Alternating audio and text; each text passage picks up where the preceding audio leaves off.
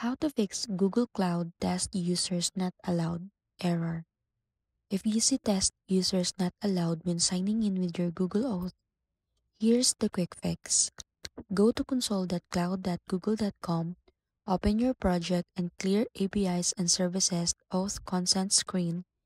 If your app is still testing mode, only accounts listed under test user can sign in.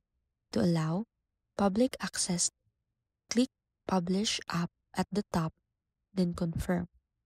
If you want to stay in testing mode, just click Add Users and enter the Gmail accounts that need access. Click Save and Continue, then try signing in again. The test users not allowed error will disappear once your app is either published or the account is added as a test user. So that's it.